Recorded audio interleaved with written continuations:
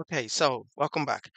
In this video, I'm going to be talking about currency pairs, because we're talking about forex trading. Again, like I said before, is currencies, right? But in forex, we trade currencies in pairs, right? So we're trading the value of one currency against another, right? You will always see them in pairs, right? And those pairs are, for instance, you have GBP USD, um, which is GBP, which is British pound, against the USD. So how is the value of GBP against relative to the USD? So if we look at multiple order, so let's go. Um, Let me show you a couple more examples of these. Right. So here we have Euro USD as well. So there are multiple currency pairs. So if I open this, right?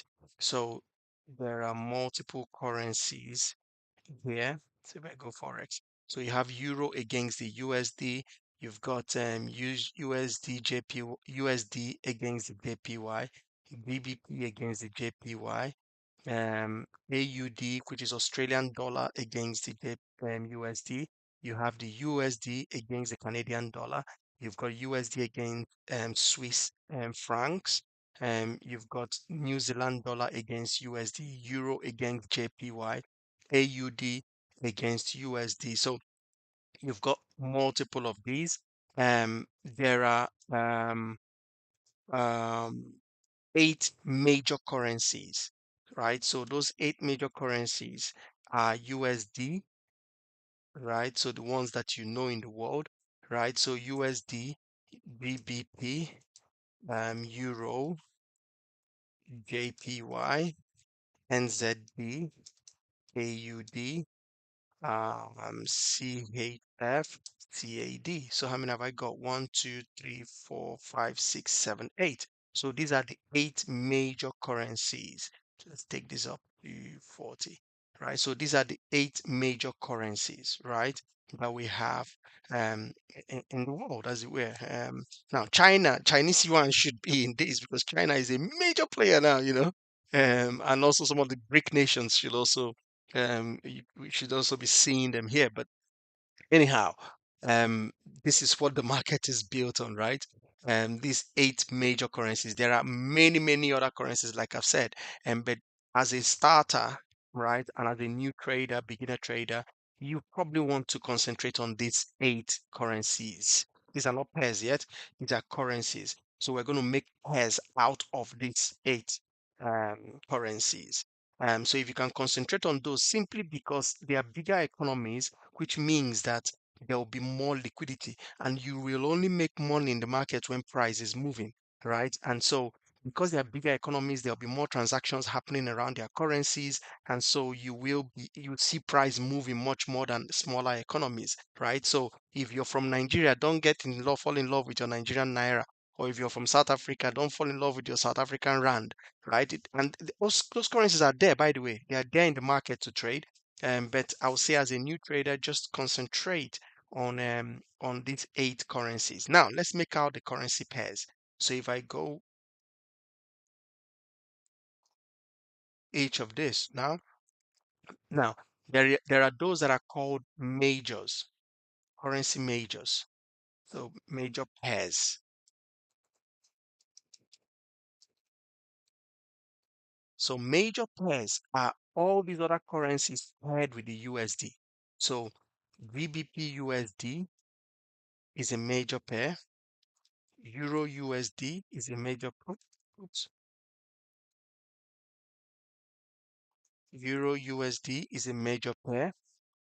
USD JPY is a major pair. NZD USD is a major pair. AUD USD, USD CHF, and USD CAD, right? So these are major pairs, right? So you can see already that you have pairs that you can start trading. Right? They are called USD major pairs because they are paired with USD. right? So can you now imagine that GBP can be paired with all these other six? Euro can be paired with all the other six. DPY can be paired with all the other six. So there is so many for you to trade, right? That's you don't need to be going to those other currencies that don't have a lot of volatility, right? So stay on these major ones. So we can say minor ones, right? Would then be any of these other pairs. So things like so if we go, we can add so minor pairs as examples. There are more, but I'm just going to list some of them. So something like GBP, NZD, GBP, CAD. Um, we can also have AUD, NZD, right? US, Euro JPY, right? And you have BBP, BBP, JPY. So as many as you can form, you already have the idea of what I'm talking about, I hope. But that's how you get those pairs. So these are things that we then trade in the market, as it were, right? And so back to my slide, right? So when you look at those pairs, the currency on the right side is called the base currency, and the currency on the left is called the terms currency, which means the base currency is the first currency in the pair and always equal to one. So the terms currency, it indicates how much currency you could buy for 1 unit of the base currency. So how much of this can you buy for 1 unit of the base currency? So when you see this as GBP USD, so let's go back to the chart. Let's find GBP USD. So if I go to GBP USD, the current price of GBP USD right now is 1.33505. 1.33505. That simply means that 1 GBP is equivalent to 1.33505 USD. And just like in this example here, if GBP is trading at 1.5572, it means that 1 GBP is worth 1.5572 USD. That's simple, right? Now, um, the only other thing I'll mention here, though, is um, sometimes it's difficult. Now, when you say how strong, if you want to know how strong a currency pair is, now we are going to do something like this. So where I have um, that, I know what you know what a seesaw is, right? So you have a seesaw here, right? Um, you could have GBP, and then you could have USD on this side, right? So when you have that's you have GBP USD right here. So you could if both of them are of equal strength, right? If the two currencies are of equal strength. So if the two currencies are of equal strength, then the seesaw wouldn't move, right? It wouldn't move. But if this is stronger, let's say GBP is stronger, so it's heavier, it has more strength, right? It then means that this will slightly go this way. So it will so GBP is heavier, so it's stronger. Let's assume that heavy means stronger, right?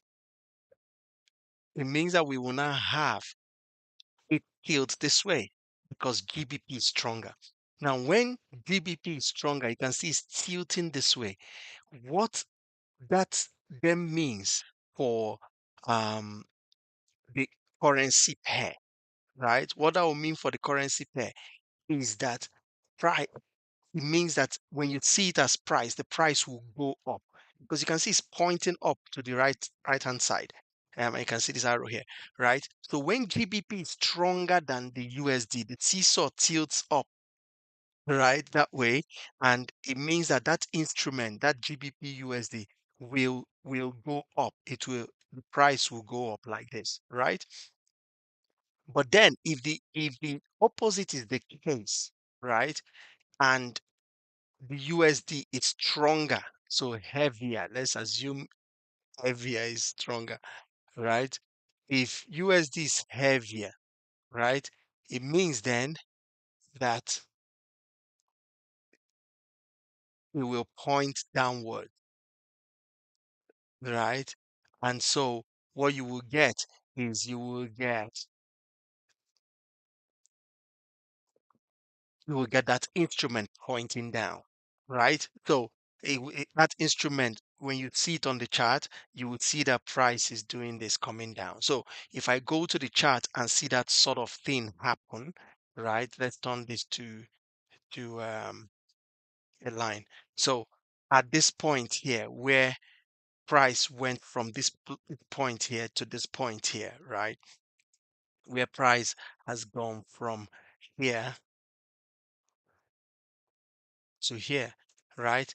It means that at that point USD was stronger than GBP. So from this catch here, right? You can see that USD is heavier, so it will move the seesaw, you know, and downwards. That means price will go down, right? So that inherently is how we know if GBP USD is going up. We know that that GBP, for whatever reason, in the economy of GB of Great Britain, it is showing more strength than at the same time relatively against the USD. Now, this all might sound very complicated. And how would you, as an individual, know how UK economy is doing to know whether now there are ways you can get to learn these things, but just as at this beginner stage, I'll give you a tip and a trick on how not to even worry about any of those sort of things. All you need to know is that GBP USD, for instance, GBP USD is known as a cable, right? So I'll use this illustration. So I'll use an illustration of a piece of bread. So when you go into the shop to buy a piece of bread, right? When you go and buy a piece of bread in the shop, right? This bread is made up of various ingredients. So you see your flour, your egg, there'll be water, there might be sugar, depending on the quality of the bread, and there might be yeast in it. And what else? People can add other things into their bread, whatever the case is. But the point is, I'm just using this to explain something, right? So when you go to the shop to buy bread, you just buy bread, even though you know that bread is made up of flour, eggs, water, sugar, yeast. Now, if you want to make your own bread, then you can buy all these individual components. But in the Forex market, we are not trying to buy each individual instrument. We are buying pairs or selling pairs, right? So it's like going to the shop to buy bread. But we know that that bread is made up of flour, eggs, water, whatever, butter, right? I missed out the butter, right? Right? That is made up of these or more components. That means that the quality of this bread will be determined by one or two, or adjusting one or two or more of these components. Is the same thing as GBP USD. We know that we are buying or selling GBP USD, so you must regard GBP USD even though it comes up as GBP USD, right? You must regard GBP USD as one instrument. Regard it as a loaf of bread, right? And when we see price going up with GBP USD, we now know, oh, one component of that instrument is stronger than the other, so that's why it is going up. But I'm buying GBP USD, right, as an instrument, right? So don't worry about the country at this stage. You will get to understand how to put all these things. But at this stage, don't worry about what's happening in Great Britain or what's happening in United States economy. What you're buying or selling is the instrument. And in 2025 now, we do have price showing us what is happening. So as long as you're seeing what's happening to that instrument, you can go ahead and just follow through on that. So I hope that makes sense. And this explains the currency pairs for you, because that's a topic we have just concluded. Again, if you have any questions on any of these points, please send your questions either in the comment section here or um, contact us as always. All right. Until next time, you take care. Cheers now.